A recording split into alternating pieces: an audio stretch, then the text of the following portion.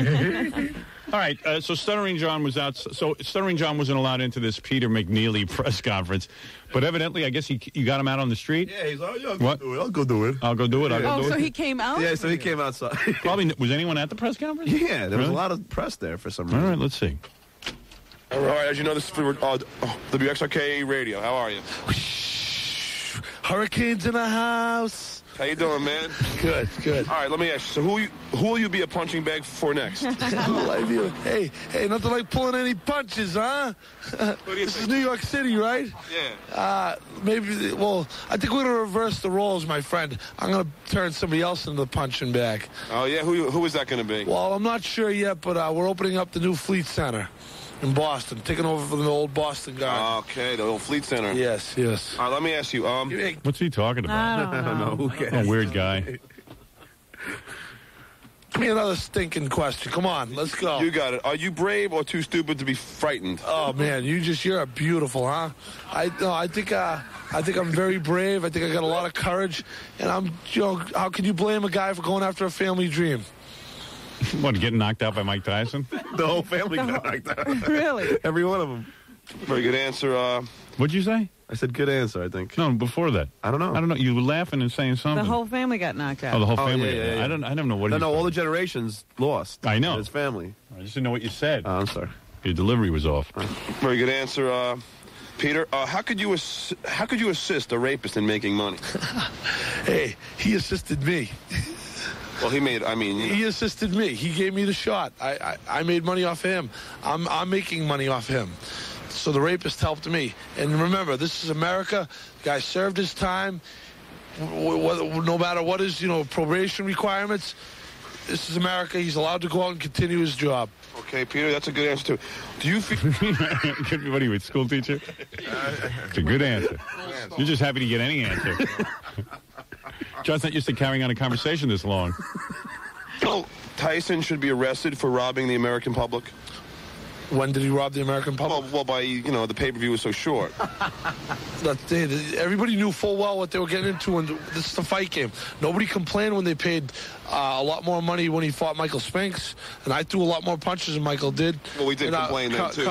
Everybody complained, but they forgot how quickly they forget. So you guys fooled yourselves. Well, I got your money. Hey, I mean, didn't this guy say he was going to win? Hoping for a good fight, You guys fooled yourselves. You think they threw in the towel a little too early, though? I'm behind my management 100%. The guy, he's the man who got me there. He's the boss. He's the boss of Team Hurricane. We all made decisions under pressure. Mine by going at Tyson the way I did. Him by. World's wackiest white guy. Man. Deep thinker. When he thought he did. I'm behind him 115%. Okay, Peter, who's scarier, Mike Tyson or Don King? Hey, listen, Mike Tyson's pretty scary. Don King's my man. He's my promoter. I'm with him 100%, and hopefully in the with future. Him 100% too. But he's with the other guy 115%. Oh, about 300%. He's already way over 100%. 3 guys. We'll be back to fight him or Tyson again. All right, let me ask you one question. He wants to fight Tyson again? I guess. That's He's crazy. No, we're crazy. Yeah. At what point in your life did you decide you liked being punched in the face? That's a good one. That's a good one. What point in my life did I decide I liked being punched in the face? I guess when I was about 10 years old, my little brother Snubby hit me in the face with the gutter pipe. That's when I realized. Peter, does it bother you that this interview is lasting longer than your last fight? All right. Very good. And there were, I don't know, you were out on the town. There were other celebrities and things, but They had this Mario Cantone was doing a Mario Cantone. He's at the Carolines. And they had they said Drew Barrymore was going to be there. Liza Minnelli. Nobody showed up. Nobody showed up except for Mario. They wouldn't even let me interview Mario. Right. Yeah. Important interview. John went up to Mario is I don't know what his sexual background is, but he sort of sounds like Richard Simmons. Yes. So the first John went up to him and said, "Where's your girlfriend?" For the opening. And what did Mario say? He wouldn't answer. Oh. Didn't answer John. He just ran away. Yeah, and I'm not trying to say anything. I don't know what his scene is. It could have been just John. Right. It could have just been John. Anything. Right. All right, very good, John. Thank you. Kishme and Tuchazaran. That's John Kishme and Tuchazaran. Very good, John. Thank you very much. Nice job, man. Thanks. That's Hero of the Stupid. Hero of the Stupid.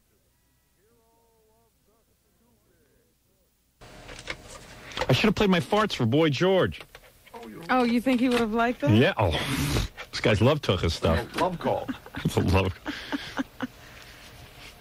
He would get so turned on.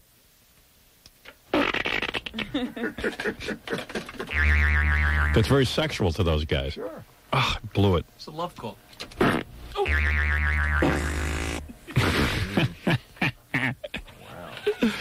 George, I want you to hear something. Come back. Come back, please. I want to play something for you. I want to show you how much I love you. Would you have sex with anything that sounded like that? Me neither. But you do. I don't. Yes, you do. I don't have sex with that. Are you crazy? I meant you. Me? What do you know that I don't know? I meant I wouldn't have sex with anybody who could make that sound. Well, that's my wife, not me. You're making love to you, too, much more than she does. Oh, I see. Self-love. No, I love that. If I was another guy, I wouldn't be with that. I should ask George, like, that's what comes out of a man. How could you make love to that? You know what I'm saying? Would you turn it down? I object to the loudness. Loud, I have it turned down. That's the embarrassing thing. That's quiet. I object to the loudness. You know what I mean? If it's like this, That's it's okay. better. That's That's better.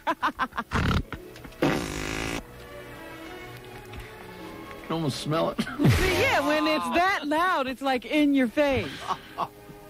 Get used to it. It's my movie soundtrack.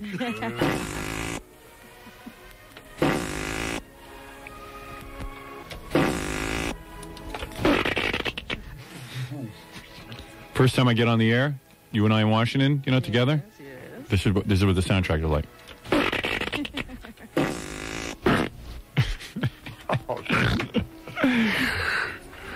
I should ask Boy George that. All right, sometimes you think of stuff after they leave. Well, what are you going to do? This is what you get for not prepared. That's right. I wasn't prepared. Thank God.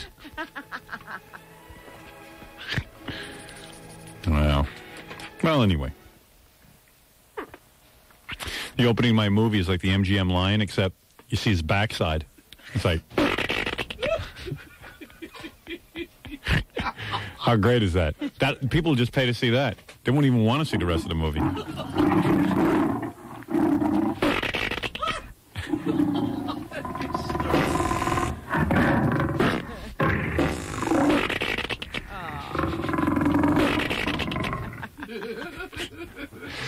But you think that'll be a good opening? And a closing. Yeah. Even funnier, he might have an accident, the lion. Make it 3D. An accident? 3D. Yeah, an accident in 3D. Oh, God. Why don't you put a horse on there? Well, you're into horses. I'm into lions. Horses amaze me because it doesn't matter what they're doing. They keep going. They keep going. While they're walking, they go. Yeah, they don't stop. You're cantering, you're doing all this stuff, and you're thinking, boy, I got to really concentrate on this. And in the back, you hear the horse just going. Right, evacuating. It's weird, isn't it? Yeah, very Why don't we do that? strange, because you can actually feel it. Right. You're going, my God, he just did it. And I'm up here prancing around. You're entertaining yourself, and this thing's going to the bathroom. That's pretty funny. You're still... Thank you. Good morning, everybody. How are you today? Good morning, everybody. Look at me, huh? It's a new Howard. Look at me, bright-eyed, bushy-tailed. Tuesday morning. I've turned over a new leaf. I'm Mr. Positivity now. That's right. thrown out all the negative, and I'm Mr. Positive now. Isn't that great? It's a whole new show. Only happy phone calls. That's right. Accentuate the positive. Seriously, accentuate the positive, man. That's me. I'm rested, and I'm feeling more positive about humanity. You're not going to hear me making fun of Kathy Lee or Charles Grodin. I've turned over a new leaf, and I will be taking phone calls right after this, and you will see I have turned over a new leaf. What leaf is it? I'm now Mr. Positive. Oh, here we go. Just call me. Don't call me Howard anymore. My name is now Mr. Positive. How long do you think that can last? Good morning, everybody. Hey, you'll see when we get back from commercial. I bet you as soon as Baba Booey comes in for his first talk with you, you'll turn negative. Don't bring him in. Then I'll be Mr. Positive. I'm Mr. Positive. I will not turn negative. Yep. Right. See how long it lasts. That's right. It's going to last 2 months. Yesterday I went to my doctor. Yeah. Oh, you went to a doctor? Yeah. I was having some stomach problems. Turns out I have cancer. I have 2 more months to live, and I've turned over a new leaf. And I want to just go out on a positive note so people know that I changed right before I met my maker. Wait a minute. Yeah. You don't announce cancer with a smile. Yeah. No, I've accepted it. I was crying yesterday. I have cancer. And, Stop it. yeah, no, I'm not kidding. I'm dying. All the stages, like denial. And I don't Wait a care. minute. Robin, I love you. I love working with you. Fred. Hold it. Yeah. First of all, if you had cancer, Yeah. I have it. I have 2 months. I have a little more than 2 months, but I have 2 months left on the contract, and then I'll have about 6 months more to live. And I'll be dead. So why not go out on a positive I note? hate to laugh. Yeah. Oh. Thanks. It's funny, though, isn't it? Come on, you're not serious. The guy who prayed for everyone to get cancer, I got cancer at a young age. Now, come on, stop it. Yeah, I'm not kidding. You can't do this. Yeah, I'm dying. No, you can't. I won't let you. I'm going. And I'm not going to fight it either. You know how people are brave and You're they fight not it? going to take any medicine. I'm a coward. I'm not going to fight it. I don't care. Oh, here we go. I don't care. Did they tell you an operation was possible? First of all, they said that I have inoperable cancer. Thanks, Jaggy. Jackie's having a... No, I'm going to go through chemo, but I start in about 2 months. That's the prescribed diagnosis. But, hey, The what? prescribed, what do you call it? The treatment. Prescribed treatment. Yeah. But I said to the guy, I don't know anybody who's ever cured by chemotherapy. You just linger. So I'd rather just go. What's the point? You don't have cancer. I do first of too. all. I'm dying. First of all, What? there were no doctors available yesterday. It was a Jewish holiday. I don't go to Jewish doctors. Very amazing. Then you better get a second opinion. I don't know. I'm an anti-Semite. I don't go. My one wish before I go, Robin, is that you give me some. Yeah. Well, Come you on. better stay around. Let me have a little. Let me have a That'll little. keep you going because you can't have any. And don't be sad, everyone. It's You're not dying. How dare you come in with a smile on your face? I don't care anymore. I'm Mr. and Positive. Announce that you're dying so that nobody can believe it. I would like to say something. Fred, I love you. I love you Now too. I know he's sorry. lying. I know he's got cancer. And Jackie, I love you. Whoa, you do have cancer. And Robin, I love you. Wait a minute. And I love Stop Gary. it. I want you to now tell the truth. I'm telling the truth. He's got brain cancer, though. I don't have brain cancer. My brain is Yes, fine. metastasized. My body gave out. That's all. Hey, it's just sad. What brought you to the doctor? I was having, believe it or not, I was having stomach problems and a lot of diarrhea. They gave me an anti-diarrheal.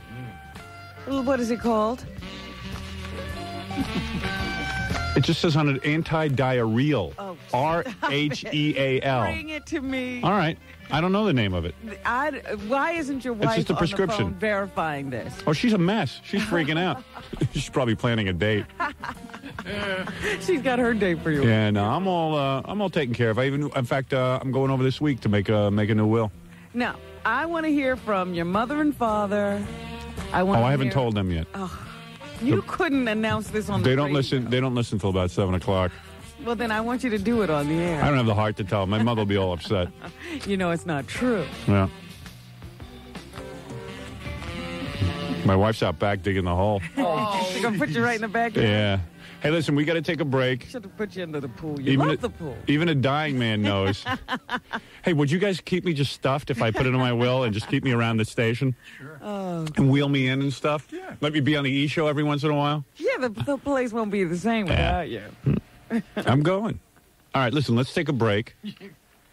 Well, I'm glad you're having us have such a good time. I'm not going to about your demise. I'm not going to be negative about it. I've never done that kind of show. I've never done the show where we sit and mope. When are you going to say, Robin, all right, I don't have stomach cancer? Probably in about 6 months when I'm dead. That's when I'll be free of it. You know what? This is nobody announces like that. Sure you do. You got to come out of the closet. You got to live your life freedom. Your children know? Oh, yeah. I told the kids. They took it pretty well. They think I'm going to beat it, but, you know, those are kids. You can't beat this. I'm going. That's it. Well, you know coffee enemas? No. Not like Steve McQueen. I'm not going to get coffee. Farewell, old friend. Goodbye, Fred. Jackie. I'm going to a better place. Sit and plan your funeral. Let's get a director on the phone. Well, you know, that might be a little tough for me. That might be a little rough. I'm trying to be optimistic. I figured it with such a good attitude. Yeah. We you know might what? as well help you with the planning. And I'll tell you something, Robin. The one wish I have, if I have any wish, for my fans to deliver me the highest ratings. Oh, see, I No, I'm being serious. I would like to go out on a high note. That's only fair. Some kind. No. I would like to go out on a high note. What? As soon as you said it, I thought of Colin Powell running for president. I would just love to go out on a high note. This is a publicity stunt. No, it's not. I would love to go out on a high note. And by the way, for those of you who are thinking that it's AIDS, it's not AIDS. Oh, you have to make that clear. Yeah. I am no bone smuggler. I don't want to go down in history as a bone smuggler. That's what we're going to put on your obituary. Yeah. Just sad, you know, I'll never get to make the movie, and there's things that I still wanted to do. But, hey, the body ran out. The body gave out, Robin. Are you going to finish the book, or are you not? I only have one more chapter left, so I'll be done with the book. You finished all of the book in this past weekend? No. With your stomach troubles? In fact, I'm over 800 pages. 800 pages. The book's got to be 400. I'm over 800 pages. They counted up everything I've written so far. Books. I might release it as a double book now. Right, 2 volumes. Well, maybe they could release some of it after my death. Posthumously? Yeah. I think you have to start writing your autobiography. Yes, I will. Just right now. Yeah, that's just what I'm going to do in my last 6 months on the planet. Write an autobiography. We have to know what you were really thinking about us. I got to take a break. Very sad. Oh, no, you're not. You're positive. I am. I'm Mr. Positive. I'll take some. Got stomach cancer like I have I haven't. male appendage. Okay. We'll take a few phone calls and I'll say goodbye to the audience right after these words. So if you make it through the day, Howard, could you Well, I'll make it through the Johnny day. Mel up there to give a guy some of what he deserves? He's at that new HMV store on 34th Street tonight. Oh, okay. right? All right. Maybe we'll send John over to interview Bowie. Get some Tums, man. Thank you. You think Tums will do it? I think I need a little more than Tums. Tums cures Looks like it's cancer. an anti-cancerol. And nobody knew it. Yeah. Cleveland, good morning. Mr. Positive on the air. You won't hear negativity from me. I've turned over a new leaf. Yes? Yes, hello. Yeah. Howard. Yeah. Hey, I was wondering, could you do a spin-off for a sitcom for family-oriented television? What I was wondering is maybe if you could come up with a script for a show called Leave It to Ito. Okay. Thank you. Thanks, Howard. Leave it to Ito. It's a pretty good joke, huh, Rob? Hey, that was a good joke. I didn't get to thank him. Oh, man. Mr. Positive with you this morning. No call is too stupid. Well, when the doctor told me... things you'd like to see happen? Well, when the doctor told me that I was dying of stomach cancer, I just said, I won't. What do you mean? I don't get it. Even amount of time? That's it? What are you talking about? You know what? This diagnosis couldn't have been made yesterday. Yeah, it was. Well, I don't know what you're talking about. I was having diarrhea so bad that I had to go to the doctor, and the guy just said, you got stomach cancer, but he wants me to come in for tests. What did he do? What did he look at? Oh, my God. First they went, my butt. All right. And then they put a tube down my stomach. Oh, my God. Oh, don't ask. How did they get the tube into your stomach? Through my throat. They run it down there. Oh, my God. Oh, they give you a sedative, Yeah? You went through all of this yesterday and your throat doesn't hurt. It's sore as hell. What are you talking about? The old Howard would have come in here and that's the first thing he would have said. Robin, you think that matters to me now? It's the new positive Howard. What's the matter with you? I'm not going to be here. Get it. Time ran out. Time is not on my side. No, it ain't. You should have seen the E-Crew all sad out there. Really? Oh, yeah. They have no jobs now. Scott Einziger's on the phone to the World Wrestling Federation trying to get back in that little organization. Oh, yeah. That was very beautiful. All right, I don't want to talk about me dying anymore. I just want to know the audience is giving me a lot of ratings for it. You got to talk about it then. No. Just, you guys know your job now. Really? Who would you like to see at your funeral? Fred. Well, of course he'll be there. You, pallbearers. Who's going to carry you? I would like you and Fred. And that's it. That's it. And the two of you like grunting. And we're going to drop you. Maybe Trump should be there and Mahler in a low top. Right. Low cut top. Yeah. Amy Lynn. Topless funeral. Topless funeral. And you have to be topless too. Every girl has to be topless. Oh, well then I'll be saying my goodbyes alone. Oh, come on. Come on. My last wish. One last thing. I'm going to put that in my will. Every girl, I request that all the girls be topless at my funeral. I'll tell you what. Here's what you do. Yeah. You put in the thing, whatever it is, the will where you're making these arrangements that every girl at the funeral has to come up and flash you. Not everybody else. They just have to come and take down their tops for you. Flash the casket. Super. That girl from the whipped cream in the pay-per-view, let her do that too. Oh, yeah. Let her roll around on my casket. Let her roll around on my... You want the whipped cream treatment? Let her roll around on my dead body. You want Amy's oil show? Yeah, the oil show. Yeah. Yeah, oil show. Oil show. Oil, yeah. Yeah. All right, let's... Well, it was going to be a fun funeral. Let's take a break and let's not talk about the funeral anymore. All right. All right, let's just get on with the show. She bummed me out when she mentioned your children. Yeah, See, that was sad. wrong. That was wrong. That was wrong. All right, we're going to take a break and we'll be back right after these words. Don't be sad. Who will be my replacement? I miss Grease Man. Good morning. Yeah, Robin. You might have to work with the Grease Man. Yeah, 705. I had a close call like that once before, and I escaped. Robin almost ended up working with the Grease Man. Yeah. They tried to team her up. When I left Washington, and NBC was so charming that they wouldn't bring along my lovely Robin, that the station brought in the Grease Man to replace me, and the management wanted to get you to work with the Grease Man. Yeah. They offered you a lot of money to work. They offered her a fortune. Certainly. Yeah. More money than I'd ever seen. And Robin said no. I can't do it. Jackie's like, what? What's wrong with What's mean money? Good morning, Grease Man. Robin Martling. Yeah. I'll work with him. Look at my breasts. Yeah. No question. Where's my plugs, Greasy? Waddle daddle. Waddle diddle daddle diddle daddle diddle daddle. Robin. What's the decision? Would have been like working in a mental institution. I would have been in a mental institution. You know how I got better working with you? I've gotten worse working with the Hey there, Robin. And I would have been in some loony bin now. Yeah. I'm going to tell one of my stories to Robin. Yes, a little more than sparkling, Robin. I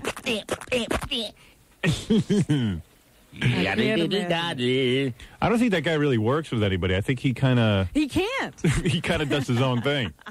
He spins his yarn. Yeah, he's got to be in there. Well, but don't he, his wife, and Bill Scanlon sit around the dinner table doing that stuff together? So maybe he could. That's the dinner table. When he's on the air, he's working that room alone. himself, yeah. Unbelievable. Flying solo. You'd be sitting there and, like, you know, you'd be waiting to do your thing, and he'd go, let me just tell you one more thing. They went into the corner, and and he'd be speaking that language, and you'd be going, well, what am I supposed to do? Yeah. I'm going to jump in here anytime. Why they pay me all this money? This guy seems to have it under control. What? Maybe it would have been a nice job because I wouldn't have had anything to do, and they'd have owed me all that money. You could have called it in over the telephone. And you would have been paid a king's ransom. Just to sit and you would have been in a listen to fool's paradise, Robin. You know, before I die, which is in about 6 months, I want to meet that guy. I want to sit and have a conversation with him and see what it's like to talk to a guy who's an idiot, like a complete idiot who just like Can't be done. blabbering idiot. You know, I've been waiting for this moment for many years, Howard, and I thought I'd just sit here and go, What do you do while he's doing that? Wango Django. What do you do while he's doing that? Gobble gee, most gobble. people turn off their radio. Yeah, but you would be stuck in the room with him.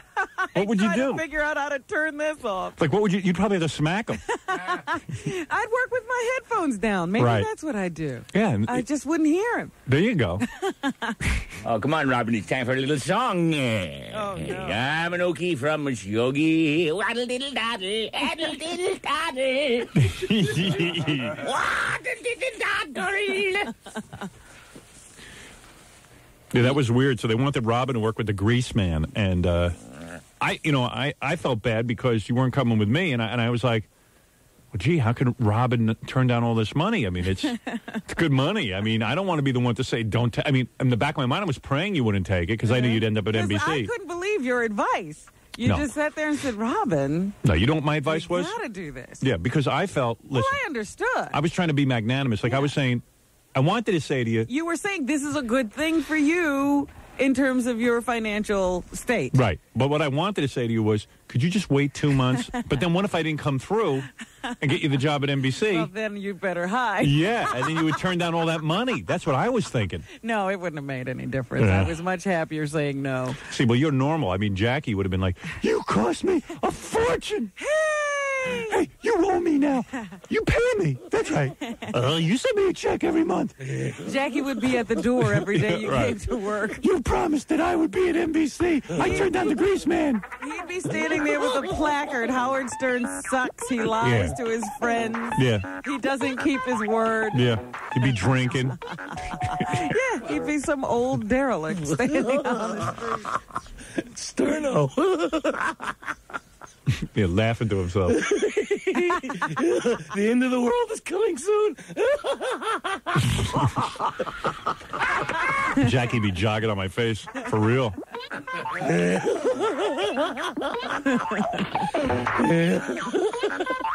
You got a book for a disabled American vet? Although you'd have an interesting story if you had worked with the grease man. That might have been. I would have liked to have heard those stories. Now that combination of the general manager and the grease man would have done me in. But you were smart not to do that. Ooh. I looked ahead. I knew it would be bad. Smart girl. Don't let anybody say you're not smart. Just knew it would be bad. Bad scene. Not worth any amount of money. None. Because it does take balls to walk away from a big amount of money like that. Yeah, I still held on to that contract because I was like, man, nobody will ever believe. Do you have it? Who knew? Yes, I still have it. She should put that in your book. That I would have liked to have read. That contract I would have liked to have read. I held on to that because I thought nobody's ever going to, offer me that kind of money again. So you mean Goff actually gave you a contract? Oh, yeah. And, like, all you had to do was... All I had to do was sign it. And he said to you, here's a contract. Mm-hmm. All you have to do is sign it. Yeah. No cut, right? That's right. 5 years, 5 years, cut. no cut. Yeah. Easy street. Yep. But you had... That's almost like Satan offering you... Absolutely. That's exactly what it was like. Now you can have all the money you need. You'll be set. All you have to do is sit in Shaggy Dog Story hell. And Yeah. you know what kind of a bump up in salary that was. Oh, we were making nothing. We were making nothing. In fact, I have an idea what they were going to pay you. Uh-huh. It was more than I was asking for. I mean, it was phenomenal. Are you kidding? Yeah, I mean, I was with them, and, I asked them for some money, and, I mean, it was way more than I was asking for. I mean, that was more money than we could ever imagine, right? Yeah, absolutely. It was more money than I was making at NBC. Remember, I was trying to give him a figure he wouldn't go for. I know. It was more money than I was making at NBC. Yeah. I said this figure, and he jumped at it. I was like, no, you were supposed to say no. You were supposed to say yes. I couldn't believe he was saying yes. Because Goff was like, that was our general manager. He was thinking, hey, wait a second. So now I have Robin locked up. Not only does, that assure that the grease man will be successful because Robin's giving the stamp of approval, but that breaks up the team for good. That's right. And that was his major consideration. That's why I said yes. He just wanted me unavailable. In case I could call you to go to New York. Yeah. Because his first question to me was, sorry, are you going to New York? See, that's what killed me. It was like anything to get at you. I asked him for money, not even as much money as they were paying you. He wouldn't give it to me under any circumstances. Mm-hmm. And then as soon as I say I'm leaving, he's shelling out money to the grease man and to you and to everybody. Much more money than he would have had to do. Yeah. That's what killed me about that guy. Yeah. He resented me from the first day. From day one. From the first day that I had to negotiate with him to come from Detroit, the guy wouldn't even talk to me. He said, call me halftime during the Super Bowl because I'm busy. Ugh. I'm watching the Super Bowl. Typical. He was the first cancer in my life. He really was. I know it's 30 days, half September, April, June, and no wonder all the rest have peanut butter except for Pasadena, which has the Rose Bowl, right, everybody? More non sequitur. I guess if you say it loud in a stupid voice, you got to attract somebody. Yes, welcome to the Mervyn Howard Flute and Irish Cruise Box Sanctuary Choir with amended version Karen Palumbi. Yeah, 705 will be ready. Hey, you know what we ought to do one night as a goof? What? We come in, we hijack the station during the Greaseman show. We put Billy on as the Greaseman, see if anyone notices the difference. See what happens. Okay, I'm going to sing a song now. Let's go over to the blower now and... Hey, Grease, I got a problem. Okay, good. I was in a Chinese restaurant the other night, and I was having an egg roll, and I got this little paper in it. I said, yes, that lump is cancer. Hello, Grease. I'm thinking of jumping off a bridge and killing myself. I was boating the other day in the Marina Del Rey. That reminds me of a story. All right, we got to take a break. Chiasano used to run around. Chiasano was the guy who brought Greaseman here. Yeah. And he used to tell me how great he was. I said, yeah, put him on the station. I bet he doesn't get a rating. And now it's been 5 years. Took you up on that bet. So now they've had him here 5 years and he hasn't gotten a rating. He's lost all the ratings. People come up to me. The other day I was in a room full of people. And Tom won't still admit that he sucks. And they said to me, what is with this grease man? And I said, look, I don't understand. They said, look, he couldn't possibly get any ratings. Why do they still have him on the station? I said, I don't know what kind of contract he worked out, but boy, is it a good one. I think he has naked pictures of Tom with a priest. I guess. I can't explain it to anybody. Hello, you're on the air. Hi, Grace. I just want to tell you we love you. Where you calling from? West Virginia. Hey, how about that Bosnia? Herzegovina? Does it hurt when it goes in you? Herzegovina? What a nut. But you get your face up to the phone? Tom won't still admit that the grease man sucks. He still won't do it. Well, I remember that day. They were going somewhere, and he had Gary in the car and a couple of other people, and he put the grease man on. And there was dead silence, and Tom was the only one laughing in the car. Yeah. Like the grease man is doing his thing, and Tom's trying to sell it to the rest of the car. Oh, was that right? Yeah. Who was in the car, Gary Tom? Gary was there. Oh, Gary? I was there. You were there, Fred? You were there, too? Oh, yeah. I was sitting in the front seat trying to look out the window like, yeah, This is what Tom sounds like during the Grease Man show. I don't have it yet. Oh, you don't have it? No. Okay. I'm trying to find it. We have such a great system. Tape. Well, I'm trying to get a computer in here that would catalog all the tapes, but can't do that. Can't get that going. Well, it's too late now. Yeah, I'm dying of cancer anyway. It's not going to happen. I bet you the Grease Man has fully automated, great equipment. Yeah. Yeah, routine 9. Routine 9. Yeah, right. Let me punch up routine 9 here on my computer. Swimming SFX. Give me the swimming SFX. Beep. Yeah, here we go. Wait a second. Have you ever read his press release or his bio? No. I read one thing in his bio. The Grease Man has a bio? Yeah, it cracked me up. Do we have it here? You know, I got it in the mail and I showed it to you. I don't think we saved it. Right. But there's one cool thing in his bio. Do you know that he spends around 10 hours a week in the library preparing for his bits? He does research. Really? Yeah. You believe that? That's what's in the bio. Yeah.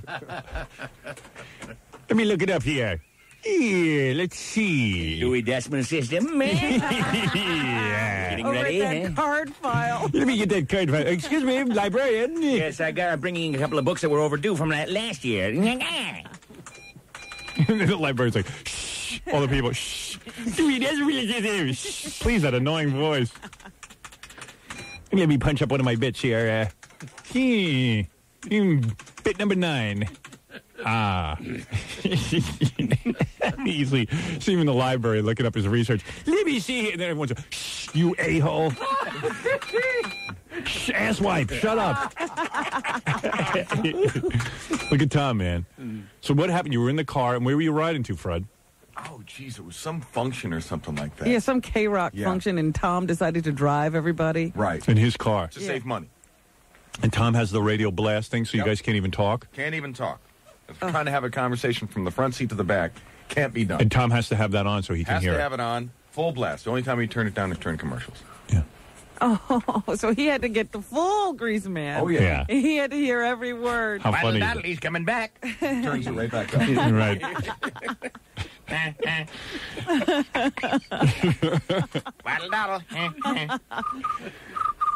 And everyone's like, wish he'd turn it off? Yeah.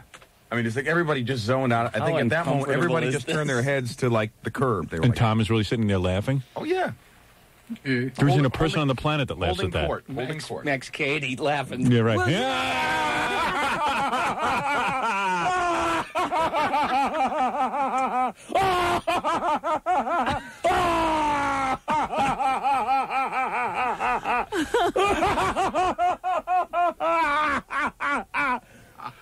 well, you know, at a certain point, Tom can't turn it off. Right. You know, he sees everybody's not into it, but he's got to, this is his decision. Yeah, well, Tom is the guy who brought the Grease Man here. He's got to go with it, and he's got to sell it. Yeah. He'll go from person to person's car, any person he can find.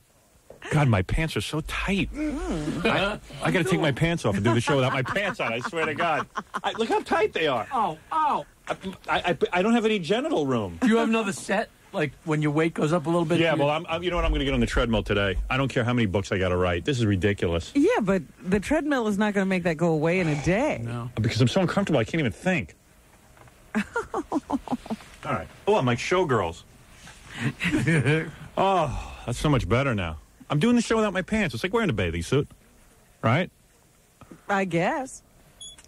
I can't believe how small I am. It's like a turtle who like pokes his head back into his shell. That's what it is like right now. It's completely well, at least flat. you won't have to suffer that indignity Yeah. much longer. In my next life, I'll be bigger. All right, I got to Oh, now you believe in reincarnation. You're I do. coming back. Oh, I know I am. I got a article from a guy who wants to come on the show. This guy is an artist of sorts. I guess I got to make a decision on this because it's a little tacky. The guy gets naked, and he takes. He's a painter, but he takes a paint enema. All right, he administers a paint enema to himself, like a blue paint enema, and then he squirts it out all over the canvas. But artistically. Yeah, seriously, the guy's pictures are selling for a lot of money. Here's a picture of him. Look Come at him. on, people buy that? Yeah, look. You see? Here he is painting. Wait a minute. He's You the- have proof that he has sold art. Yeah. Phew. And he wants to come on the show, and I'm wondering if we should have him on. I mean, it's more a visual. Well, basically, I was going to say, you can only talk here. Yeah, but I'd like to see him paint. I mean, I could describe it. That's true. Oh. We got plenty of questions for him. It's just blue, right? Yeah. He only does it in blue? Yeah. No. I think he did. Let me see. All right. Maybe we ought to pre-interview him. This is called abstract painting. Because he'll get in here and tell us he can't do it, I'll bet. The guy's name is Keith Bodwee. And, How did he come up with this concept? all right, in Keith Bodwee's most recent series, the body is the locus for an investigation into the history of abstract painting. They take them really... I love how people who run galleries can figure out how this is art. Yeah. Increasingly, his paintings have isolated individual body parts, particularly the penis and the anus. While in Beaudouis's work, the penis has always remained flaccid and uneroticized. That's hysterical. It makes a difference? Let's see. The artist paints his own and other anuses and then photographs them in extreme close-up. And the purpose is? Okay, it begins with Beaudouis accepting an enema, a board, to drizzle pigment onto the surface below. Oh, Jackie, please. He likes it. You know, the funniest thing is that there's an article about it. Oh, yeah, it's a big... And they're writing seriously. They don't call him a crackpot. No, he's no crackpot, this guy. And they say, and in his penis paintings, he has always remained flaccid. Right. Now, let's see. The result of this novel technique is a group of paintings that mimic a number of the signature styles of the 50s and 60s. All this time I've been painting, and I didn't know it. Sitting atop a vertical canvas, Beaudouis made several works that resemble Maurice Louise pores with ribbons of vibrant aqua yellow and orangey red cascading down the surface. Well, she must be embarrassed. Others evoke the biomorphic shapes typical of Adolf Gottlieb's canvases, while the texture of his blue, red, and green monochrome suggests a Kleinian surface. Whatever that is. I don't know. So, I was thinking of having the guy in, but I don't know. He wrote to you and said he wanted to be on this show? I don't know. Gary said that he's available as a guest. Maybe you'll do portraits. Let's see. Dear Howard, I'm a professor of art here in California. And just when I thought everything was possible, this guy inserts enemas of paint and then proceeds spraying and dribbling over the canvas in question. Amazing but true. And he's getting famous for it. So it sounds like somebody wrote to you about it. Yeah, he is. Yeah, Gary would have to call him.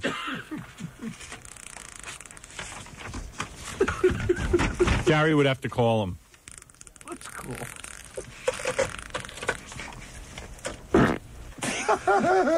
That's art. That's art.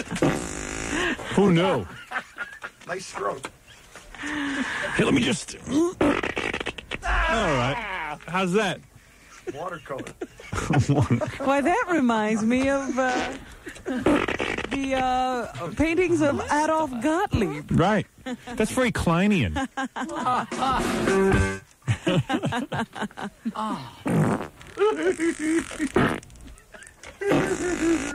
Light and shadow. He's good. Anyway, so I'm thinking of booking the guy if I can get him. The guy's making money. I'm thinking of doing it. I mean, would you really be willing to put that up in your house and tell people how it was done? Yeah. Oh, I would. Let's call up and buy a painting. Sure. Yeah. We'd like to commission. How much they go for? We'd like to commission a piece of work for my living room. I'm looking for blues and browns. Just how much would it cost to commission a painting? Jackie sculpts in the toilet. How's the artist feeling today? Jackie sculpted me a piece over the weekend. Yeah. You wonder how this guy prepares, you know, like they can't... I prepare by going to Roy Rogers. Right. Bowl is my canvas. I love to paint an empty bowl. My question, though, for him is he can't afford mistakes. No. Can't. An empty bowl. An empty bowl is God's way of telling you how hard his job was. Oh, yeah. So he must empty himself out before he's ready to. Yes. I think he work. does. I think he does. Or is that part of the part of the canvas? Please. Yeah, how's he prepare? It's just hard to believe. Anyway. Ringo. Cool. Il gisait sur le sable du désert, sa main serein. Buy the dog food. Bowed dans le dos. Wow, that's an important record. What else you got on there? I listen to these. Ringo. You hear any other good ones? Like, who puts the money up for this stuff? That's what I want to know. It must have been selling for them to go and do it in French. I know. Wait, I got to turn down Jackie's mic. He hasn't stopped laughing. I'm sorry. Yeah, people think that's Fred playing the laugh, but no, that's Ringo in French. Jackie doing his thing. Ringo in French. I mean, I can barely get the words out. It's so loud. Oh, shut up. I thought it was funny. You know, every once in a while I accidentally put Jackie's mic up because I figure, hey, it'd be nice to hear from everyone. And all of a sudden, yeah, like I'm talking, I hear you go, Ringo in French. I mean, it doesn't end. It doesn't, you know, I stopped playing the record 20 minutes ago. I thought it was funny. I'm sorry. I thought it was funny. I still think it's funny. Yeah, I'm trying to talk to Robin. I can't even hear over it. I'm trying to get a word out to you, you know? Filling the room with laughter. Jackie, it wasn't that funny. You know what? No, wait a second. He can hear himself in his headphones. Yeah. He just gets intoxicated. I know. That's what it really is, because you know it wasn't that funny. No. I'm up. Oh, I can hear me. Hey, is that my mic on? It's me. I'll make myself known to the audience. Ringo!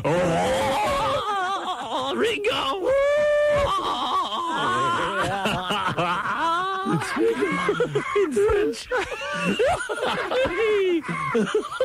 He hears that microphone on, boy. He goes nuts. Hey, is that my mic on? Wait a second. That's when his microphone is down. No, he wasn't laugh like that. You know what it is? You know what it is? Like he just clears his throat or something. Then he hears the mic's on. Yeah. Then all of a sudden he goes, "Wait a second, Oof. my mic's on. I better do something to let the audience." Time to perform. That's a signal. Either laughing or sneezing. Yeah, right.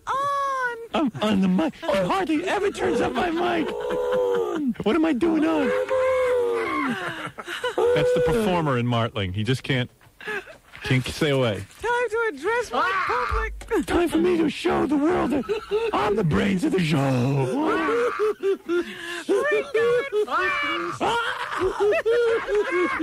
All right, let's play it some more for Jackie so he can laugh. Je le croyais mort, le blanc fracture que sans son corps, mais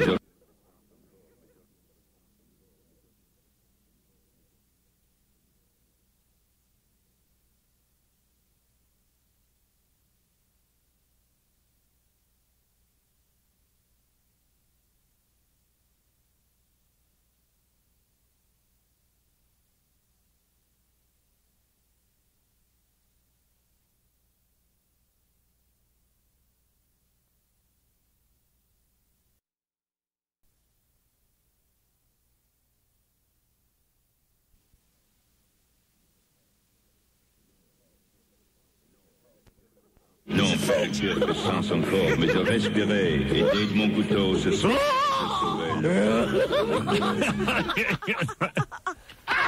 But the best part is when there's a bit of silence because you've turned off the music and we're all just considering something. That's when Jackie comes in and It's a spot to jump in. Yeah, but you know what's weird about it? Like, you know, I know we got a lot of guys in the studio and stuff, and sometimes it can be distracting to me because really, all I'm really communicating to, I've thought this through many years, I'm communicating to one person at home. Mm-hmm. And I'm doing that by looking at you and talking to you, and then you respond, and, you know, we have a conversation. Right. And suddenly, I find like I'm fighting noise. Like, there's just, the room is filled with noise, and I'm losing control, and I can't think of what I'm saying. And I realize it's all coming from, I go, oh my God, I have Jackie's mic up. How did that happen? I made a mistake. I still have it up from the black guys. Yeah. You know, and it's just like, you know, it's like,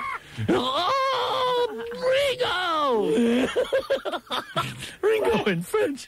Yeah, over and over again. That's what I love, how he finds the silences Yeah. and fills them. Yeah, and I want the silence. Right, we're sitting here thinking. Right. I don't mind silence. Jackie's like, here's my moment. Wait a second. Mic's on. Silence. Ringo in French. He left him up from the black guys. Thank you, black guys. Ah, you all suck. Thank you, black guys. Shut up. Thank you. Thank you for leaving my mic. Oh, the king of all media made a mistake. He left my mic up. There's an opening. Nancy will hear me. Oh, she's rolling tape. Oh, my friends. French, Lone Green and French. Lone Green. Ringo and French.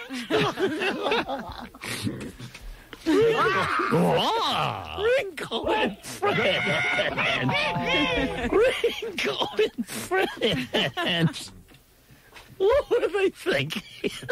I thought it was funny. You all suck. I don't care what you say. It's still funny. Anything else good on there? Take a look at track 4. Oh, sorry. Track. I'm turning down Jackie's mic, and I changed it. Track 4 and track 16. You know, and it's just like, you know, it's like,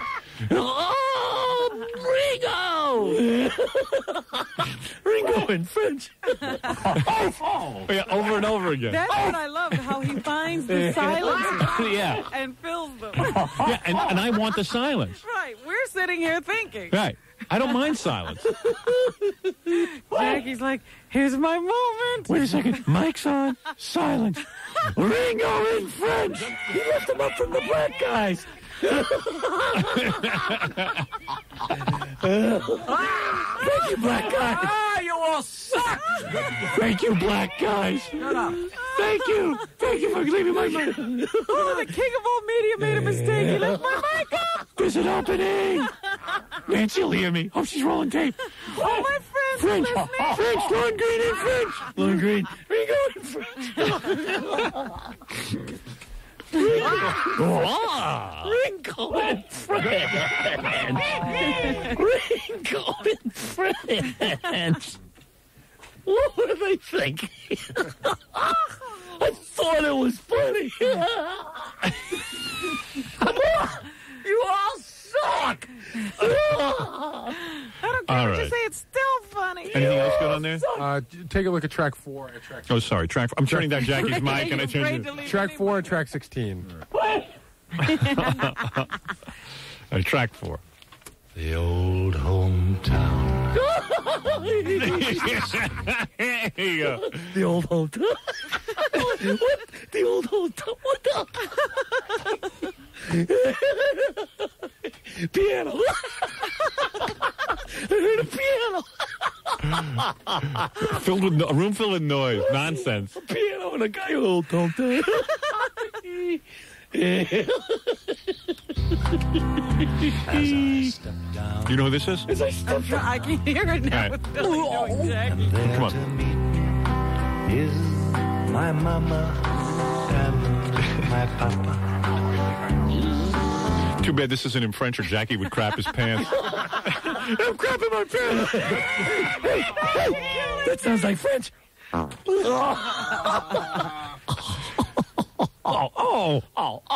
French. Hey, I just did art.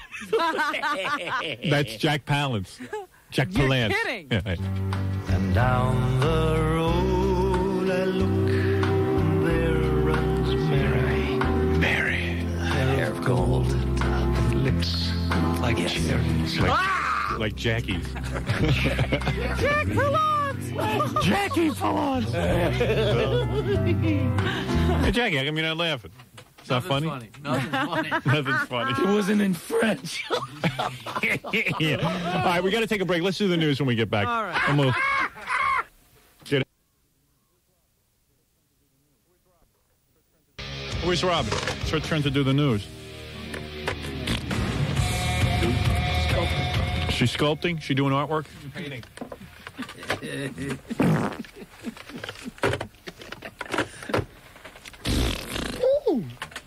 I believe I just painted a Picasso. That's very Kleinian.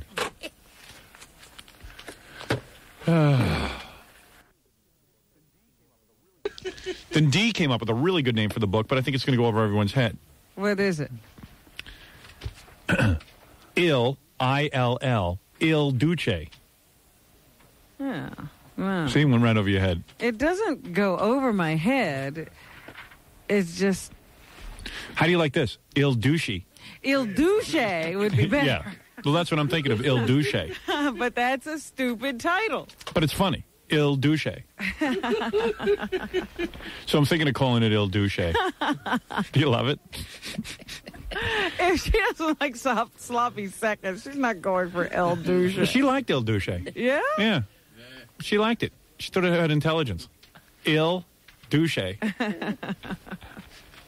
But then I went to people like my wife. I said, you know who Il Duce is, don't you? And she goes, no. I go, what? How could you not know Il Duce? Then I went up to Fat Ganji, who's Italian, and I said, don't you know what Il Duce is? And he goes, no. Yeah. Who is he? Who is Il Duce? Is he on Melrose Place? Yeah, right. Il Duce, wasn't he in Goodfellas? Yeah, so I said, no, that was the name from Mussolini. Who's that? Il Duce. He said, who's that? No, he knew who Mussolini was, I think. Well, that's, at this point, he was embarrassed to say he didn't know who Mussolini was. He probably doesn't.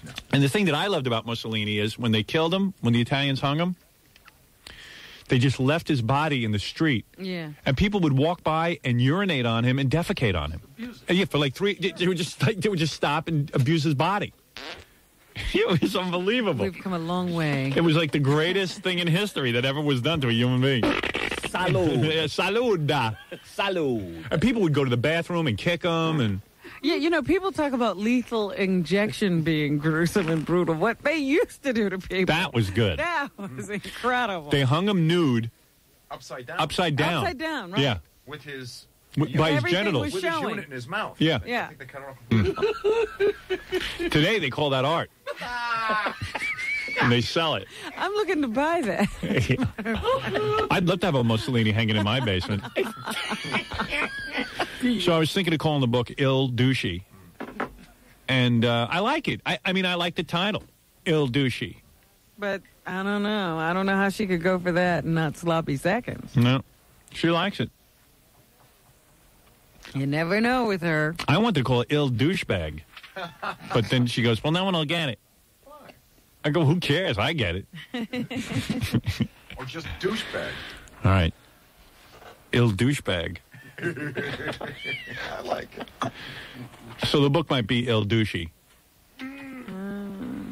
I can't believe she's going to go for that.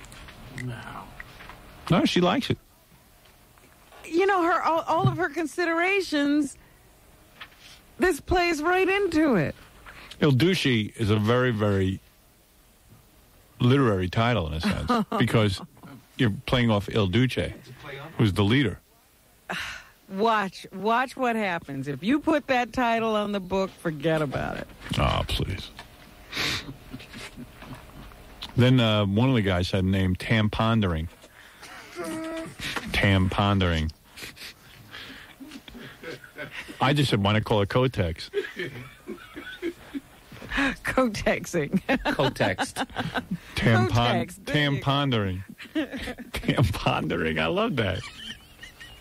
See, I would go with any of these names. But everyone's uptight. You know? Everyone's uptight.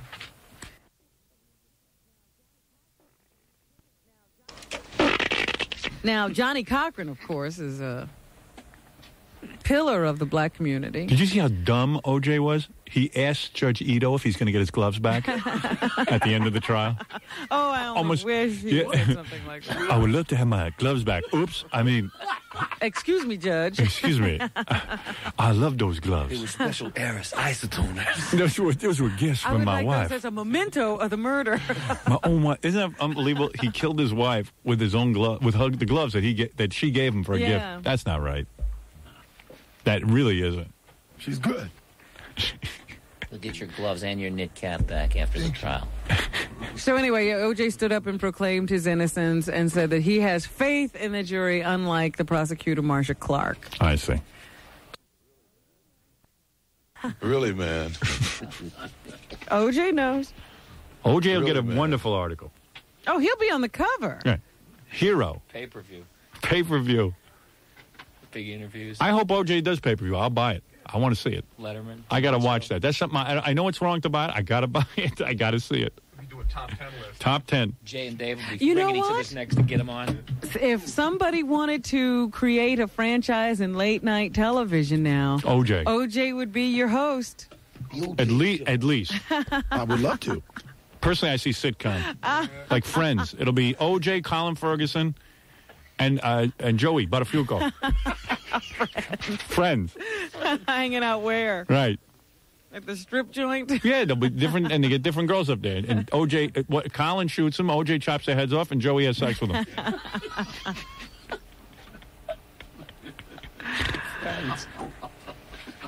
It'd be unbelievable. It'd be a 3-ring circus. It's sickening. And of course, he has tried to license the name OJ, or the initials OJ, because they've become so famous as a result of his trial, so that he can use it for merchandising when he gets out. I'm trying to get BJ. A New Hampshire lawyer wants to block Simpson from registering his name and nicknames as federal trademarks. He says he would find it offensive to see an OJ jogging suit.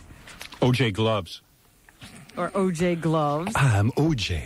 Buy my gloves. Or OJ clothing, toys, and jewelry. OJ. How about Guilty? And he doesn't get to market anything. Well. So anyway, that's what's the latest goings on with OJ. You know, and Johnny Cochran thinks he's such a good lawyer because he's got, this whole debate going over OJ when everyone knows he's, guilty. Mm-hmm. And he's doing such a great job. But the only reason Johnny Cochran has a shot at this is not because he's a good lawyer, because he's got the race card. And that's the only reason there's any doubt in this case. Let's be honest about it. There's no doubt that, you know how many people are convicted on much less evidence? This is a tremendous amount of evidence. Most people are convicted on much less. Let's take a look at the pictures of Nicole Brown Simpson's face, the history of stalking. Let's say you didn't even have the blood. The phone calls, 911. OJ nowhere to be found that night. OJ, after the murders are committed, runs. He says he's going to commit suicide, a phony suicide note. He's with his friend AC. If you're going to commit suicide, you ain't with your friend. You commit suicide. And he's got a stack of cash, 10 grand, a fake beard and mustache, and a passport.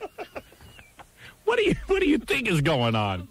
And then, yeah, it sounds like you're making it up. And then, oh, gee, we think he's innocent. No, you don't think he's innocent.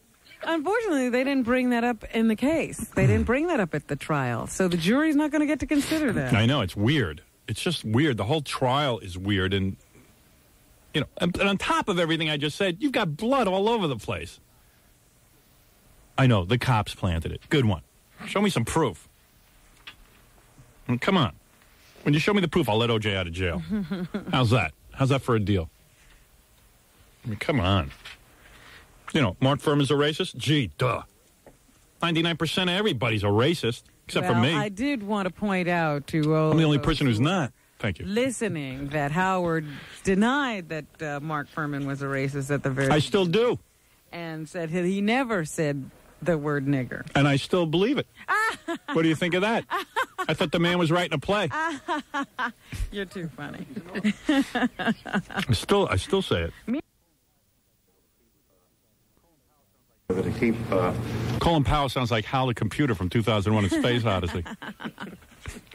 And I just want to say, Jesse Jackson, our bona fides with each other. Our bona fides. We're bona fides? Bona fides? What's a bona fide? I got one of those in my pants, except my pants are so tight it can't breathe. Your bona is a fide. My bona fides. Bona fides. Bona fides. There's some bona fides. Bona fides with each other. There's some bona fides. Speaking from the line. Bona fides.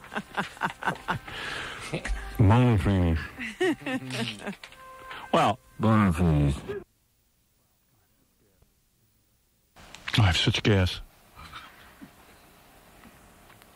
I'm trying to talk to you about the death of a little girl. It's the cancer. I swear to God. Listen to this. Seriously, I want you to hear this, all right? Check this out. That's from the cancer. It's not funny That's cancer you were letting out into the air? Hey, look. I'm not kidding. Look. You think that's normal? No. That was the first clue. Is this unnormal to you? I hope you were. That something was wrong. Oh. Oh, man.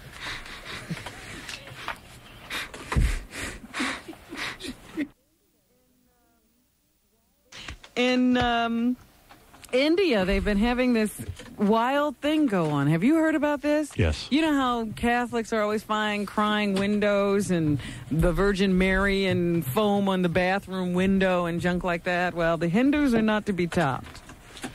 They've been converging on these temples, trying to feed milk to statues. They got a report that the great metallic idol, elephant-headed Ganesh. Have you ever seen a Ganesh? Yes. It's an elephant idol. Right. It has multiple trunks.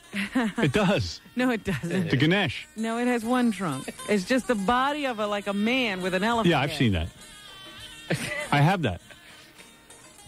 Ganesh actually is the son of the Hindu god Shiva. Did you know that? No, that I didn't know, but I do know who you're talking about. And his consort, Parvati. I'm into that. They got word in one of these temples that the Ganesh was drinking milk. So everybody went running to the temple with milk, trying to feed the Ganesh milk, and then, of course, it didn't drink. Milk. It does a body good. You mean this was in India? Yeah. They thought the Ganesh formed on a window? No. They were trying to feed it milk. The real statue. They have statues in these temples. Yeah. So everybody had got word that, a miracle had happened. The Ganesh was drinking milk. So everybody went running to the temple with milk because they wanted to see the Ganesh drink milk. Maybe they should have breastfed it. Then it would have drank. The Ganesh. The Ganesh. Imagine praying to like an elephant head on a man's body and thinking that's God. It's the Son of God. I can assure you, I'm about to go. I'm leaving the planet. I am sure that the elephant-headed God is not real. Exactly. I promise you, I will contact you if I get up to heaven and God has an elephant head. It must be 120 degrees in the shade in India. You know they're whacking out over there. The Ganesh. Look, the Ganesh. He's drinking milk. The Ganesh is drinking milk. Hey, God is drinking milk. Look at that. It's a miracle. It's a miracle. Try some Jägermeister. Bring milk. The Indians don't have a clue. They're praying to an elephant head. We at least have Virgin Mother. Oh, dear. And Jesus, who have regular heads. Oh, our gods are better. Huh? We should send Rush Limbaugh over to India. They could pray to his head. It weighs like 67 pounds. Oh, look, it's a cow. Look at the cow head. It's a cow. Look at it. Look at the Ganesh. He is drinking the milk. Is that what that's called, the Ganesh? I've seen pictures of that. The it's elephant a head. Ganesh, yes. Yeah, with the man's body. Right. I've seen that. I've had a couple of them. Yeah, I have a picture of the Ganesh in my house. I really do. I know you do. Yeah, I love the Ganesh. He looks like Dumbo. Singer Courtney Love pleaded guilty yesterday to assaulting another singer. This was a person in another band. They were all on the Lollapalooza tour, and yeah, that sounds like fun. She avoided jail by agreeing to exchange. She's on Friends, right? Who? Courtney Love? No, Courtney Love is the lead singer of Hole. You know that, and the widow of Kurt Cobain. Oh, my cancer. Oh. She'll have to take anger control lessons for 2 years. That's how she avoided jail time and refrained from being in any further violent acts. The judge told her famous responsibility and to get a grip on herself. Later, leaving the courtroom, Love told reporters she thinks the judge was right on. Most of what he said, I think, was right. You have a lot of responsibility when you get famous, regardless of how. Regardless of. There's no such word as There's no irregardless. word as such as irregardless. Huh? So anyway, that's what's happening, folks. Thanks. Good update. The Ganesh. So who was Hole opening for? Did Hole open for somebody? I'm sure they've opened for somebody in the past. P.U. Hole is probably open for a lot of people. Whole thing, they stink. Hole stinks? Whole stink. All right, very good. I might call my book Hole. Howard Stern's hole? I don't think so. Why not? Why is that not good? It just doesn't work for you. Oh, yes, it does. I got a lot of holes. Works fine. Look at the two in my head. Look at that schnoz. My hole, and I do have one. Those are erogenous zones.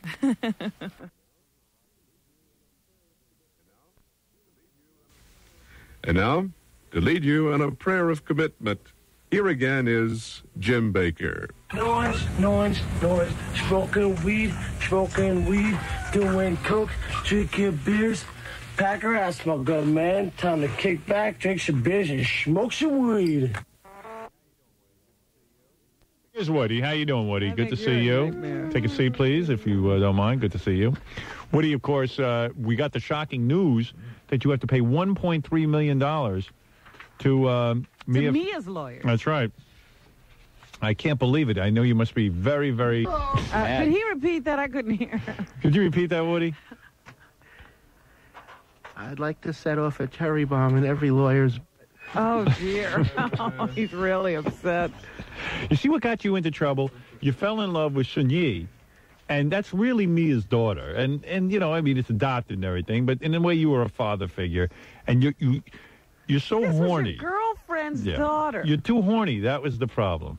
That's the problem. You're too horny.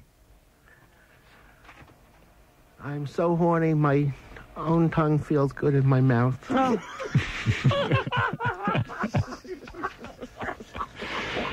Well, I'll tell you something. You know what? I know what you mean, because even today I had Julie Brown on the show. You're and I got so horny. I mean, I really did. I would have. You're feeling sympathy for Woody. In a way, I am. Yeah. You know what I mean? You know what I'm saying, Woody? You guys all stick together. Soon ye, schmoon ye. Man, I'd love to hump Julie Brown. You too. Yeah. Well, I'm surprised, you know, everybody is really shocked that the relationship between Sun Yi and Wood Yi has continued. Well, it has. I know. No one believes it, but unfortunately you have to pay all that money to Mia Farrow's lawyers. And I'll tell you something. I don't agree with what you did with Sun Yi, but I got to tell you something. I don't think you should have to pay her lawyers $1.3 million. Who in America makes $1.3 million for a few services? For a few services. Ridiculous, isn't it, Wood Yi? I have to pay Mia $1.3 million just because I love young Chinese lap sushi. Lap what? Lap sushi. Well, anyway, I can't believe it myself, and I feel bad for you. I can't believe it.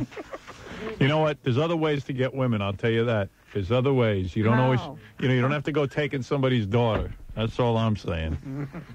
Right? Especially at that price.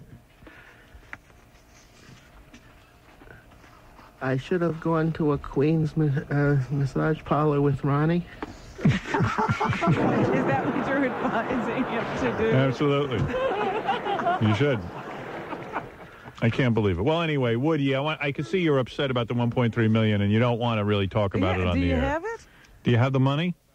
Do you want to say anything about the case? Bang one chink, you're dead. Kill your wife. You have the Schwartzes feeling sorry for you. Oh. That's right. That's right. I don't know. Nobody put you on trial. I'll tell you something. You're so right. You're right in a way. I understand what you're saying. You do? Well, God bless you. I don't know. But Woody, I do empathize with what you're going through, and I got to tell you something. It's awful. It's awful what's going on. I don't believe you should have to pay $1.3 million. I'll tell you that. I just think it's wrong. The only thing you have a problem with is the money? Well, I just don't think that any lawyer is worth $1.3, and a guy shouldn't have to pay someone else's lawyer if they sue him. I don't know. I just think these lawyers have it all worked out, and the judges. Am I right or am I right? 1.3 million, but I still get to ride that little slant eye, so it's not all bad. It's worth it, I guess you got to look at it that way. What do you get out of it? Oh, yeah, I guess so.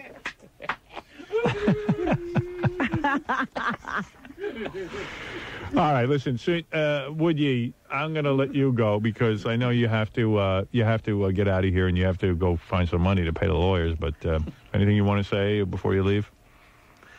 Yesterday I made a mess in my shorts at Scores. Oh. You never get enough of women. Is that the thing with him? Wow. Thank you. He's out of here. He's the best. Would ye, everybody? He's the best. Thank you. But I know it's a tough subject. Thank you. Thank you, sir. Wow.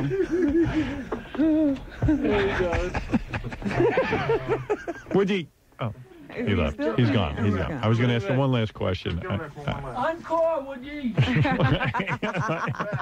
He thought of one more question. I love him so much. He's so terrific. He really is. He really, you know what? I don't know if I told you this, would you? Come on in for 1 second. You're the greatest. I'll tell you why. I mean, you did the wrong thing with, Sun Yi and all that. But I got to tell you something. At least you came in here and you addressed it like a man. You know what I'm saying? At least you came here and you had the balls to come on the microphone. I'll give you that. What was that? I'd pay $1 million to have Mia buried alive. All right, thank you. Okay. All right, thank you. Thank you. I know what you're saying. You're absolutely right. He's paying off the lawyers, but Mia still lives. That's right. That's would ye, not woody. Would ye. Would ye. It's the difference. The real one won't have anything to do with us. Yeah, the real one won't have anything to do with us. Wonder why? Yeah. He doesn't have the courage to come on the microphone and talk about what he's done. We can't get the real Steve Dunleavy or the real Wood Ye. I'd like to get the real Steve Dunleavy in here to find out just what makes him tick. Oh, stop. What woman hurt his feelings? You and what army, you nosy barker? What woman hurt his feelings so that he figures every woman is responsible for whatever's I'll done? kick your ass. All right. Keep out of my business. I'm the investigative journalist. All right. Very good, Steve. Investigative. All right. It's Paula's fault. Well, really, it is. Think about it, All right, let's take a break. Write one book and you think you know it all. Let's take a break. My stories are accurate. I have proof. 90 proof. All right. Let's take a short break. That's ridiculous. We don't have the real Steve, and we don't have the real Woody. So, and we don't have the real facts about it. We don't have any of the real facts. No, I believe Steve's point was that, isn't it ironic that... No, he didn't say that. No, that's what he's saying. Believe me. He said it's her fault. No. He was saying, oh, my God, just think how different fate would have been if Paula Barbieri had been there to answer the phone, because O.J. would have gone over and had sex with her. Read the article. I did. The article says that they weren't getting along that well anyway. You don't know. So she probably would have hung up on him. Go sit on your father's hand. All right, very good. So there was no relief for O.J. She didn't want him anymore. Right. It's a complicated web. All right, we'll take a break. O.J. found himself on that particular night without one woman who wanted him. Wasn't there any women in L.A. that could service O.J.? We'll take a break. We'll be back right after this. I have such gas. Hold on. Oh, no. Jeez, don't turn. Oh. The guys are saying it reeks. Oh, man, it's prime rib or something. Oh, goodness. Steak au jus. That's all natural. Sure is. Yeah. I saw this story today about... Sometimes I go over to write my book, in the afternoon. I have to go over to, HarperCollins. Uh-huh. And I'm so full of gas.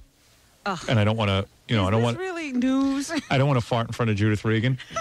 So, I have to sit there, and I'm all bottled up. And then I run into the bathroom. I go in the bathroom twice, and I stand there and fart, but there's employees in the bathroom, and they see me farting. No shame. Yeah.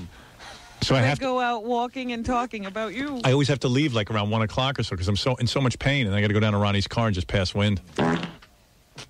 You never farted What? in front of her? No. I'm embarrassed to fart in front of girls. I won't fart in front of Robin. Where she could smell it. Jackie, but how do you keep Jackie's all bottled laughing up? at you. I die. I'm doubled over in pain almost. Yeah. Look, you spent a lot of hours in a small room. I know, but I just walk into another room or I just leave. I don't sit there that long. I have to leave. Just because you spent a lot of hours doesn't mean somebody has to share your gas. But I'm saying he would have to get up every 10 minutes. Oh, I'm in so much pain. You have no idea the pain. There's something wrong with you, and you really ought to get it fixed. I told you what was wrong with me. Stomach cancer. Stomach cancer. Well, let's move on, Go because ahead. that's a depressing subject. All right, go ahead. Go ahead. Down in Texas, speaking of 6 stories, Down in Texas. they have arrested 9 teenagers, none older than 14, who killed a horse. Was that wrong? Yes. Why can't you kill a horse? Why should you be able to kill a horse? What are we sitting out law killing flies? They say 2 other suspects were sent home because at the ages of 8 and 9, they can't even be locked up for this. The youngsters have confessed to chasing the horse, whose name was Mr. Wilson Boy, into a barbed wire fence Wow, what great kids. What are they, like demon where possessed? he became entangled and broke his leg. Oh, God. Then they allegedly smacked the wounded horse with sticks until he died. Fred cut off all his dog's legs off, and then he got in trouble. One even stuck a stick up the animal's nostrils while all this was going on. They say a couple of them started to hit the horse and the others joined in. It's that mob mentality. Isn't that sick? Yeah. Yeah, it's very sick. They should put those kids to sleep, because I'm telling you, they're on their way. Absolutely. These are the kind of children who grow up to be serial killers. Because when you're a kid, you're supposed to love animals. You know, I told you I was a camp counselor once for inner city kids for 3 weeks. Mm-hmm. Like mostly kids from Harlem and Bedford-Stuyvesant. And my whole bunk, I used to take them out on like cookouts and stuff and hikes. They would take frogs and kill them. Like most of the other kids would just like take the frogs and like, you know, pet them and stuff and make them pets. Right, want to make them a pet. Give them these kids would take them and smash them into rocks. Oof. I was like, Frog is a pretty big thing to be smashing. I was like, whoa. These kids are messed up. I'm getting out of here. I was just up there to get laid anyway. I could care less Yeah, about you these didn't kids. need this I really didn't. I was like, I went up there for 3 weeks to get laid. Maybe, you know, find some new girls who didn't know that I was a dweeb. And then, You wound up counseling entry-level murderers. Yeah. And I was like, ooh, I need a gun. I gotta get out of here. When the kids were brought in, Howard, Yeah. several of them were still laughing and talking about how cool it was to be arrested at school. Oh, This was like really great as far as they were concerned. This is a town 100 miles northeast of Houston. Wow. The day before the attack, What kind of some kids? of the children were frightening cows in the same pasture. What kind of kids? What do you mean, what kind of kids? Little kids. Yeah. No, I'm just curious. What's the background? I don't know what Silsbee, Texas is brewing. Italians, Jews, what are they? The day before the attack, the same children were frightening cows, and they frightened them so bad that they came tearing through a fence in the pasture, according to the sheriff. 3 of them had run-ins with the juvenile justice system before, and one boy had been expelled for destroying school property the very day of the horse attack. I guess we're talking a bunch of bad seeds here. The guy who owned the horse was the school football coach. Oh, boy. And found his horse's battered body by the side of the highway and hasn't been able to talk about it. The horse was a $10,000 show animal that had been competing in horse shows and was kept at a family as a family pet. Mr. Wilson. It's tough for a full-grown football coach to cry. Wait a second, let me ask OJ a question. Do you know why these kids were arrested, OJ? Beating a dead horse. That's right. Thank you. I knew that'd come in handy one day. Finally. I found a story where it did. Very nice, OJ. Thank you, pal. Oh, it makes me so sad what's going on in the world. And Gary made a good point during the commercials. He said that Allison Steele, out of all the old timers, like she's the only one who's in the rock and roll, not the rock and roll, but the Radio Hall of Fame, that phony baloney organization. She's the only one in the Radio Hall of Fame who actually would admit to liking me. Wow. Yeah. She would every morning. She would hear something from the day before, and she would stop by the office to want to know where you were, so she can go and tell you how great you were. Of course, I was hiding. But she loved you. She I really know. did. And she tracked me down. She'd always talk about, that's what I liked about her promos for the show. She'd say, I was going home yesterday and I made the mistake of putting on Howard and I didn't get to sleep because here, and then she'd go into what he was doing and how she couldn't believe it and she couldn't turn off the radio. I used to write those for her. Oh, so don't be too impressed. Yeah, I know how lazy you are. You didn't write anything. Well, you're just as lazy. Thank goodness she did it herself. Right. So, I don't know. I thought she was cool. The thing I liked about her was she'd always track me down and tell me I was sexy. I said, yeah, when you were young, I bet you wouldn't have said that. She'd been too busy running. Yeah. You are so sexy, she'd say to me. I go, really, Allison? Are you kidding? And I get embarrassed. I'd start to blush. She'd go, look at you. Oh, long, thin legs. I love a tall man. That hair and those eyes. Take off those glasses. Let me see those eyes. Last time I saw her was, she was here. She I guess she had gone into remission. She was working here for a while. Yeah. And she said, oh, let me see your eyes. Oh. I said, you're kidding. I said, would that make you happy? A woman was sick, for God's sakes. Well, who am I to deny her happiness? Yeah. So I pulled down my shades and let her take a look. Oh, my. Weren't you generous? Well, why not? Woman was ill. And she goes, oh, if you weren't married. I go, listen, Allison, between you and me, if I wasn't married, I'd get someone a little younger than you. No matter. You weren't married. I'd be watching you go out with someone else. That's right. You'd be watching me date, honey. Are you kidding? She had a great body. Really incredible. Yeah. I should go to the funeral and just jump on top of the coffin. Oh, Jesus. Imagine that. Like, no! Put me in there with her. They would, too. People have been waiting for that invitation. Very few people knew it. Allison Steele's roommate in college was Rose Kennedy. Oh, stop. That's true. She was a wild woman, though. I remember once going to the cat store. Yeah. And Allison had on this bright, matched her hair. So jumpsuit? She was all in this. Yeah. Oh, I saw that. And it was just like wild. And I just said, look at her. She doesn't care how old she is. No, really. Right. At her, whatever age she was, she always felt sexy. Yeah. Right. Yeah, she was just too much. And she was. See, the rumor around the station was that Maria Melito would go around. Maria Melito was our overnight jock. Yes, at one time. At one time. And Allison Steele was hired to replace her. So Maria, in the beginning, now she likes Allison, But she was mad at, she was upset. Well, that's what I kept thinking of. The personal story would be about how Allison took her job. No, the personal story was, didn't Maria suppose, see, this is the rumor I heard. I don't even know that this is true. We got to ask Maria. That she went and looked at her FCC license to see how old she was? That's the rumor I heard. Oh, no. Yeah. That was the rumor. Who has an FCC license? Allison Steele. Did. She had the first one. Serial number 1. But Allison was great. She was great. She was really a lot of fun. And you could just goof around with her and have the best time. And she actually found me sexy, and I appreciated that. That I'm finding hard to believe. She grabbed Fred's ass. She never said it to me. A few times. At the radio station Christmas party, Fred was walking around, and Allison Steele came up and just started massaging his ass. Really? Just grabbed my ass. And there was another time she rubbed it up against me like a cat. It was great. What is it? We found the tribute show. Oh, yeah? We found the dates, and then we're going to get Maria on the phone, too. Oh, good. Oh, great. That'd be good. Maria's cool. I heard Maria, track down Allison Steele's FCC license. That was the rumor. Yeah.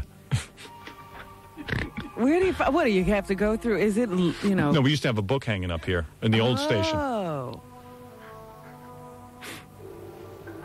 So I heard she looked up to tell everyone how old she really was. Because in the paper, they just don't know. No, I know. We also used to discuss right after she left each time was, would you do her, at this point? That was the big discussion. Me, Jackie, Fred, and Gary, because we used to see Allison every day, and we would sit here like guys do and say, damn. Because every time you'd see Allison Steele, you go, we know she's old, but she's got a great body. Really holds big up. chest. The way she always nailed you is if you came in here and she was, pulling CDs out of the rack, and she had a really great butt, and she always wore black stretch pants. Yeah. And it's really hard to look good in those unless you have a great body. What is Maria's it? on the phone. Maria's on the phone. Find out what her tribute was. You were walking around here this morning like the widow. That's not true. I said hello to you. Yeah, but you were really shook I up. was tired. Yeah, I was a little upset. And you had the sunglasses on and everything. You look like Jackie L. She was like, you would have thought her husband just got assassinated. So do you have an alibi? An alibi? Yeah. About what? About Allison Steele. Where were you? Don't tell me you... Of course I was. Well, now the best part's going to happen because no. her, Max, and about 2 other disc jockeys and Cope are all going to be fighting for the overnight No, slot. that's not true. I don't want the overnight. You don't? No. Okay. No, I don't want the overnight. You don't want full-time? No. I'm working there full time. Oh, you are? What time are you on? I work Wednesday, Thursday, Friday, Saturday, and Sunday. Oh, you do? Yeah. What time are you on? 10 to 2, Wednesday, Thursday, Friday night. I do the request show on Saturday night. Oh, I didn't know that. And Sunday afternoon. I got to listen. And then I do best of when you're not there. Oh, because someone... You see, that must have been a rumor because I heard you stepped on her air hose. No. Because you wanted to get the job. Stop it. No. You know, that would be a great movie because, you know, disc jockeys get desperate sometimes. No, I'm not desperate. No. And by the way, Max has an alibi, so don't worry about it. All right. So anyway, the rumor I had heard all these years was that when Allison first got hired, you were pretty upset because, you know, you wanted the overnight job. Right. And it was hurtful because, you know, you felt, hey, I've been here a long time, and all of a sudden they bring Allison Steele in. Mm-hmm. And you didn't know her that well. So you were the one who, like, looked at her FCC license to her real age. That's not true. Oh, come on. No, it's not true. Come clean. That was the That's rumor. not true. Come clean. No, I actually looked for the license when I was in the studio with you one time. Right. But it wasn't there. Or it was there and it doesn't have... No, what happened, I remember exactly what happened. All right. You told me you saw the license, and then I said, let's look at it now, and we opened up the book, and it was gone when we went to look. Yeah, I think so. Yeah. That was, yeah. Because Maria goes, I'm telling you how old she is. How old was she, Maria? She was... Well, all right, we won't say. Maria knows. I don't know. So Maria tells me, and we go over and look in the book because I go, get out of here, you're nuts. She can't be that old. And then we look through the licenses, and Maria goes, it was right here. Somebody took it out. Oh, Maria, how could Oh, that's terrible. Oh, no. Hey, Maria, did you tell that story in the tribute last night? No, I didn't. Shut up. What kind of tribute did you do? Did you know her that well? Yes, I did. Oh, I didn't know that. Did you hang out with her? Yeah. Oh, I didn't know that. You used I to knew pass her very well. You used to pass her in the halls. No, that's not true. What I did knew you her do? very well. Really? Yeah. Yeah, she was a good friend. I was really upset when I heard about it. Yeah, me too. I really liked her. She found me sexy, you know. She did. I know. She liked you a lot. She really liked We me. used to talk about you. What'd she say? Well, she thought you were sexy and you were handsome and you were a good guy. Yeah. We used to talk because I would see her at night. She would follow me on 10 Oh, that's right. And she would actually, you know, how many disc jockeys are going to compliment you on your show? Not many. Well, we both like you. Yeah, well. You know, so we would talk about you. But yeah, she was a good friend. It was really, you know, sad. Did you ever see her naked? No. It wasn't that good a friend. Why would I see her naked? I don't know. You know, sometimes women, you know, go to a gym or something together. We shower together? I don't think so. In the radio locker room. Me, Jackie, Fred, and Gary, you know, because we knew her age, you know, the real age, not the one in the paper. Right. Oh, then you'll have to tell me. I don't know. You don't know? No. Want me to tell you? Yeah. Oh, Wait, it doesn't matter. Wait, let me turn off. Sure just it talk to does. me. No. How can I talk to you without talking to everyone else? Hit your talk back and see. All right. Hey, Maria. What? You know the age. She does. I'm telling you, because she's the one who turned me on to the license. She's the one who told you. Yeah, she's the one who said, you couldn't find out her real age just by looking at the license. I go, you're kidding. I didn't realize. Hey, listen, things got petty around here sometimes, all right? I can't believe you woke me up for this. It's very, you know, people get hungry for work. I tell you. No, that's not true. Let's put it this way. Hey, the radio business is a competitive business. It said 58 in the paper. Somebody was dyslexic. It's backward. No. Just about. I actually think this is close. You're right. You're absolutely right. All Hold right, it up to could Robin. you tell me? Really? Wow. Here, you know what I'll do? I'll tap at her age. Oh, no. No, we don't have enough time. If I could just have an extra couple hours. So Allison was getting older, you know, and that whole thing. And you know, we would sit here and evaluate because she looked really good. And She looked great. Yeah, and we would go, would you do her? And I go, I mean, it's got to be wrinkled and stuff. Oh, that's terrible. No, but I mean, yeah, but you come on. She looked great. And then remember, we'd have those weird conversations, like, because wasn't there a rumor that she once dated Sinatra? Yeah. And it'd be really cool to be, you know, to be with the same person Sinatra was with. I don't think that way. I prefer not to know who anybody had before me. Somebody just handed me a note that said that Maria was upset because Joe Mater was quoted in the paper instead of Maria. Oh, that's not true. That's not true.